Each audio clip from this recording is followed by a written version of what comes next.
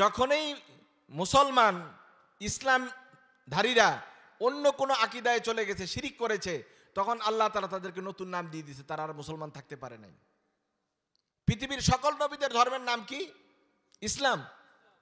সুতরাং ওই নবীর ইন্তেকালের পরে যখন তার উম্মতেরা গোমরা হয়ে গেছে, তখন আল্লাহ তাআলা তাদেরকে নতুন নাম দিয়ে খারিজ করে দিয়েছে, তারা আর ইসলামের মধ্যে নাই। আল্লাহ সুবহানাহু ওয়া তাআলা হযরত দাউদ আলাইহিস সালাতু ওয়াস সালামের ছেলে সুলাইমান আলাইহিস সালাতু ওয়াস সালাম সম্পর্কে বলেছেন, আপনারা তো সুলাইমান আলাইহিস সালাম সম্পর্কে জানেন, তিনি রাজার ছেলে রাজা, নবীর ছেলে নবী। সুবহানাল্লাহ বলবেন না? একবার শতভাগ সৌভাগ্যবান মানুষ, রাজার ছেলে রাজা, আবার নবীর ছেলে নবী। তিনি একটা দোয়া করেছিলেন আল্লাহ তাআলার কাছে, রাব্বি হাবলি মুলকান লা ইয়ামবাগি লিআহাদিম মিন বাদি। হে আল্লাহ, আমার জন্য আমি একটা মুলক, আমার একটা রাষ্ট্র ক্ষমতা দান করেন, যে পৃথিবীতে আমার পরে এই ধরনের রাষ্ট্র ক্ষমতার মালিক যেন আর কেউ হতে না পারে। হ্যাঁ, আপনারা আলেকজান্ডার দ্য গ্রেটের নাম শুনেছেন, ঠিকই শুনেছেন, যে তার রাজত্বে কখনোই সূর্য অস্তমিত হইতো না। আপনারা রানী ভিক্টোরিয়ার কথা শুনেছেন, ঠিকই শুনেছেন। রানী ভিক্টোরিয়া অহংকার করে বলতেন, গর্ব করে বলতেন, আমি এতটুকু সম্পত্তির মালিক, পৃথিবীর এতটুকু জমিনের আমি মালিক, আমার জমিনে কখনো সূর্য অস্ত যায় না, আমার রাজত্বে সূর্য অস্ত যায় না। কথা ঠিক। কিন্তু তারা কেউই হযরত সুলাইমান আলাইহিস সালাতু ওয়াস সালামের রাষ্ট্র ক্ষমতা পর্যন্ত পৌঁছতে পারে নাই। কেন? হযরত সুলাইমান আলাইহিস সালাতু ওয়াস সালাম আল্লাহ তাআলার কাছে বলছেন, রাব্বি হাবলি মুলকান, হে আল্লাহ, আমাকে এমন একটি মুলক, রাষ্ট্র ক্ষমতা দিন, লা ইয়ামবাগি লিআহাদিম মিন বাদি, আমার পরে যেন কেউ এই ধরনের রাষ্ট্রের মালিক, ক্ষমতার মালিক না হয়। এখানে আপনারা মনে করতেছেন বুশ, পুতিন, এই সেই, এরা কি কেউ, বাইডেন, এরা কি কেউ হযরতে সুলাইমানের মতো রাষ্ট্র ক্ষমতা পেয়েছে? আর উনি তো দোয়া করে দিয়েছেন, লা ইয়ামবাগি লিআহাদিম মিন বাদি, আমার পরে আর এটা কেউ মালিক হতে পারবে না, এমন রাষ্ট্র ক্ষমতা। সেটা কি? বাতাস ওনার কথা শুনতো, তিনি জিন তার কথা শুনতো, মানুষ তার কথা শুনতো, সমস্ত পশু পাখি তার কথা শুনতো। সুবহানাল্লাহ জোরে বলবেন না? তার মন্ত্রিসভায় জিন ছিল, সাধারণ মানুষ ছিল, পশু পাখি ছিল, সবাইকে নিয়ে হযরতে সুলাইমান আলাইহিস সালাতু ওয়াস সালামের মন্ত্রিসভা। হুদুদ একটা পাখি ছিল, এই পাখিটা খুবই বুদ্ধিমান এবং হযরত সুলাইমান আলাইহিস সালাতু ওয়াস সালামের বিপদের বন্ধু ছিল। অনেক গোপন খবর সে এনে দিত। সূরায় নামলে অনেক লম্বা আলোচনা আছে, আমি ওদিকে যাব না। আমি শুধু ওইটাই বলতে চাচ্ছি যে হযরতে সুলাইমান আলাইহিস সালাতু ওয়াস সালাম বিরাট রাষ্ট্র ক্ষমতার মালিক ছিলেন। তিনি বলছেন, আমাকে এমন এক রাষ্ট্র ক্ষমতা দিবেন, বাতাস যেন আমার কথা শুনে, সমস্ত পশু পাখি যেন আমার কথা শুনে, সব যেন আমার অনুগত থাকে। বলেন তো, এই ধরনের রাষ্ট্র ক্ষমতা কি কিয়ামত পর্যন্ত আল্লাহ তাআলা আর কাউকে দিবেন বলে আপনাদের মনে হয়? এটা কি সম্ভব? যত বড় ক্ষমতাসীন হোক, একটা ঝড় তুফান আসলে, একটা সাইক্লোন আসলে, একটা টর্নেডো আসলে, সব এক জায়গায় করে ফেলে। কিছুদিন আগে আমেরিকায় যে টর্নেডোটা হয়েছে, 50 জনের উপরে মানুষ মারা গেছে, শত শত ঘর বাড়ি তছনছ হয়ে গেছে। বাইডেন তো ঠেকাইতে পারে নাই, ঠেকাইতে পারছে? যদি ওই রকম প্রেসিডেন্ট সুলাইমানের মতো হইতো, তাহলে বলতো না, এখানে ম্যাসাকার করা যাবে না, ধ্বংস করা যাবে না, এটা আমার রাজত্ব। বাতাস, তোমার এই সাহস কে দিল যে আমার রাষ্ট্রের মধ্যে একটা টর্নেডো করে দিবে? পৃথিবীর যত শক্তিধর মানুষ হোক, সে কি পারবে সাইক্লোন, বন্যার বিরুদ্ধে? কিন্তু হযরত সুলাইমান আলাইহিস সালামকে আল্লাহ তাআলা এই ক্ষমতা দিয়েছিলেন। আর আল্লাহ তাআলা কি বলছেন? নি'মাল আবদু ইন্নাহু আওয়াব। সুলাইমান সম্পর্কে বলতেছেন, নি'মাল আবদু ইন্নাহু আওয়াব, কত চমৎকার একটা বান্দা আমার এই সুলাইমান, আর সে কতটাই না আমার কাছে বিনয়ী। হযরত সুলাইমান আলাইহিস সালাম এত বড় রাষ্ট্র ক্ষমতা পাওয়ার পর বিনয়ী ছিলেন। আমি বলছি না, আল্লাহ তাআলা বলছেন ইন্নাহু আওয়াব। যারা ক্ষমতা পান তাদের কাজ হলো আল্লাহ তাআলার কাছে বিনয়ী হওয়া, অহংকারী হওয়া, জালেম হওয়া, অন্যের উপর অত্যাচার করা, এটা তার কাজ নয়। কথা ঠিক কিনা বলুন?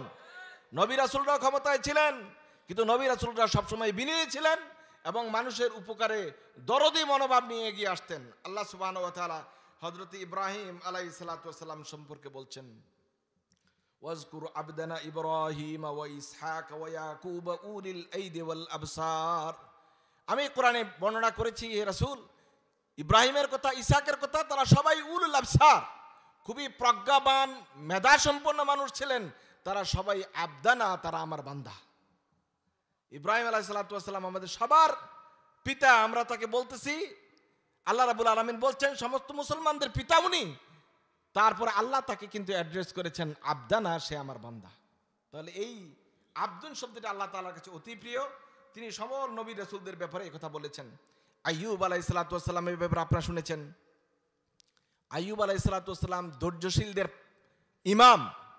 ইমামুস সাবিরিন। যত ধৈর্যশীল কিয়ামত পর্যন্ত আসবেন, কোন ধৈর্যশীল কি হযরতে আইয়ুব আলাইহিস সালাতু ওয়াস সালামকে পেরিয়ে যেতে পারবে? তার চেয়ে বেশি ধৈর্য ধরা কি সম্ভব? পুরা শরীর তার পোকায় খেয়ে ফেলেছে, তিনি একেবারে মৃত্যুর সন্নিকটে। একবারের জন্য আল্লাহ তাআলার কাছে অভিযোগ করেন নাই যে না, আপনি তো আমার কোনো উপকার আর করলেন না, আর আপনার কাছে আমার এত অসুখ আপনি দেখেন না, আমাকে ভালো করে দিতে পারেন না। একবারের জন্য একটা অভিযোগও তিনি আল্লাহ তাআলার কাছে করেন নাই। সুবহানাল্লাহ বলবেন না? আমাদের একটু সর্দি কাশি, একটু ক্যান্সার, এইরকম কিছু রোগ হলে, বড় বড় রোগ হলে তো উপায় থাকে না, আমরা অধৈর্য হয়ে যাই, আমরা কোনোভাবে নিজেদেরকে আর সামাল দিতে পারি না। অথচ আল্লাহ সুবহানাহু ওয়া তাআলা হযরতে আইয়ুবকে বারবার পরীক্ষা করেছেন। আইয়ুব একবারের জন্য আল্লাহ তাআলার কাছে তার অভিযোগ দায়ের করেন নাই। আল্লাহ সুবহানাহু ওয়া তাআলা বলছেন, ওয়াজকুর আবদানা আইয়ুব ইয নাদা রাব্বাহু নিদাআন খাফিয়া। আমার কিতাবে আমি আইয়ুবের কথা উল্লেখ করেছি। এই আইয়ুব তার বিপদের সময়ে, সংকট সংকটের সময়ে সে আমার কাছে গোপনে গোপনে মুনাজাত করেছে। বলছে রাব্বি আন্নি মাসানিয়াদ দুররু ওয়া আনতা আরহামুর রাহিমিন। নবী রাসূলদের দোয়াগুলি মুখস্থ করে নেবেন, এগুলো প্র্যাকটিস করবেন, পড়ার চেষ্টা করবেন। দেখেন কি সুন্দর করে আল্লাহ তাআলার কাছে নিজের অভিযোগও করছে, দোয়াও করেছে। কি বলছে? রাব্বি আন্নি মাসানিয়াদ দুর, হে আল্লাহ আমাকে খারাপ কিছু পেয়ে বসেছে, অসুবিধায় পেয়ে বসেছে। ওয়া আনতা আরহামুর রাহিমিন, আপনি তো আরহামুর রাহিমিন, দয়ার সাগর, আমি একটু বিপদে আছি, নজর একটু দিয়েন। আল্লাহ তাআলার কাছে অভিযোগ দেন নাই। মাসানিয়া দুর, এটা বলে নাই যে আমি অসুস্থ, আমি মারিদ, এটা বলেন নাই। বলছে আমাকে কিছু অসুবিধায় পেয়ে বসেছে, এমন একটা শব্দ ব্যবহার করেছেন। সকল অসুবিধা এটার ভিতরে আসে না নাই? স্বাস্থ্যের অসুবিধা, মনের অসুবিধা, ক্ষমতার অসুবিধা, কত রকমের অসুবিধা নিয়ে আমরা জীবন ধারণ করি। সকল অসুবিধার কথা হযরতে আইয়ুব ছোট্ট একটা দরখাস্ত করে দিলেন আল্লাহ তাআলার কাছে। রাব্বি আন্নি মাসানিয়াদ দুররু ওয়া আনতা আরহামুর রাহিমিন। এজন্য আল্লাহ তাআলা আদর করে বললেন, ওয়াজকুর আবদানা আইয়ুব, আমার বান্দা আইয়ুবের কথা বলো। ইয নাদা রাব্বাহু নিদাআন খাফিয়া, সে গোপনে আল্লাহ তাআলার কাছে, আমার কাছে ডেকেছে, কথা বলেছে। রাত্রের অন্ধকারে জেগে আল্লাহ তাআলার কাছে বলবেন। কোন পীর, মুর্শিদ, মাশায়েখ, আল্লাহওয়ালা, বুজুর্গ কেউ আপনাকে কিছু দিতে পারবে না, দেওয়ার মালিক কে? চাইবেন কোন সময়? হিনা বাকিয়া সুলুসুল লাইল, রাতের যখন 3 ভাগের 1 ভাগ বাকি থাকে তখন চাইবেন। কারণ তখন আল্লাহর অফিস খোলা, দুনিয়ার সকল অফিস বন্ধ। এই কথা ঠিক কিনা? হাদিস তিরমিজি শরীফে, বুখারী মুসলিমে আল্লাহ রাসূল সাল্লাল্লাহু আলাইহি ওয়াসাল্লাম বলেন, হাদিসে কুদসি, আল্লাহ তাআলা বলেন, আমি যখন রাতের 3 ভাগের 1 ভাগ বাকি থাকে, ইয়ানজিরুল্লাহু সুবহানাহু ওয়া তাআলা ইলা সামাই দুনিয়া, আল্লাহ তাআলা দুনিয়ার আকাশে নেমে আসেন আর ডাকতে থাকেন, ইয়া বাগিয়াল খায়রে আকবেল, ওই কল্যাণকামী কেউ আসো কিনা, যারা অন্যায় করেছো তাদের মার্জনা লাগবে কিনা, আসো আমি আল্লাহ তাআলা মার্জনা করে দিব। কারো সন্তান লাগবে কিনা, সন্তান দিব। কাদের ধন সম্পদ লাগবে কিনা, আমি ধন সম্পদ দিব। আল্লাহ তাআলা ডাকতে থাকেন আর বলতে থাকেন। তখন আপনি তো নাক ডেকে কাঁথার ভিতরে, কম্বলের ভিতরে ঘুমাইতে থাকেন। কথা ঠিক কিনা বলেন? আর বলেন আল্লাহ তো আমার দোয়া শুনে না। অফিস টাইমে যোগাযোগ করেন না, যখন অফিস বন্ধ হয়ে যায় তখন আপনি কোরআন নাড়তে শুরু করেন। এই লোকের অফিসের মালিক বিরক্ত হয় কি হয় না? কথা বলেন না, বিরক্ত হয় কি হয় না? টাইম মতো আসেন না, অফিস যখন তালা দিয়ে সারছে তখন আপনি যে দরজার মধ্যে নাড়তেছেন, তখন মেজাজ খারাপ হবে না ভালো থাকবে?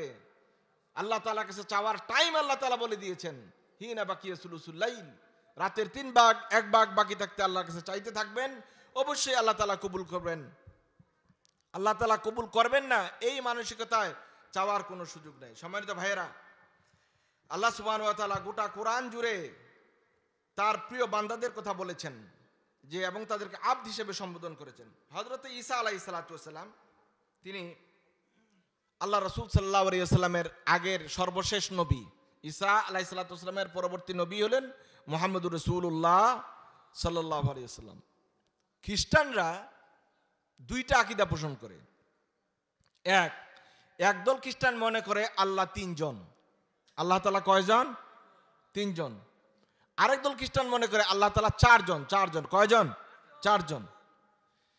এটা মনে রাখবেন, এই সূত্রটা মনে রাখবেন, যখনই মুসলমান ইসলামধারীরা অন্য কোনো আকীদায় চলে গেছে, শিরিক করেছে, তখন আল্লাহ তাআলা তাদেরকে নতুন নাম দিয়ে দিয়েছে, তারা আর মুসলমান থাকতে পারে নাই। পৃথিবীর সকল নবীদের ধর্মের নাম কি? ইসলাম। সুতরাং ওই নবীর ইন্তেকালের পরে যখন তার উম্মতেরা গোমরা হয়ে গেছে, তখন আল্লাহ তাআলা তাদেরকে নতুন নাম দিয়ে খারিজ করে দিয়েছে, তারা আর ইসলামের মধ্যে নাই। এরকম ইহুদি খ্রিস্টানেরাও এক সময় মুসলমান ছিল, কিন্তু তারা শিরিক করার কারণে আল্লাহ তাআলা তাদেরকে নতুন নাম দিয়ে ইসলাম থেকে খারিজ করে দিয়েছে। নাউজুবিল্লাহি মিন যালিক। এজন্য শিরিক করা যাবে না। আল্লাহ সুবহানাহু ওয়া তাআলা বলেছেন, আল্লাহ তাআলা তারা বলছে প্রথম তিনজন কে? আল্লাহ তো আল্লাহ একজন আছেনই, মূল আল্লাহ। হযরত ঈসা আল্লাহর ছেলে হিসেবে তিনিও দ্বিতীয় আল্লাহ। আর ঈসা আলাইহিস সালামের মা, তিনি আল্লাহ রাসূলের স্ত্রী হিসেবে তিনিও আল্লাহ। নাউজুবিল্লাহ, একটু জোরে বলবেন না? আমাদের আকীদা কি? মেয়ে নাই, স্ত্রী পুত্র কিছু নাই, এমনকি তার সমকক্ষ কেউ নাই। সূরা ইখলাস হলো আমাদের আকীদা।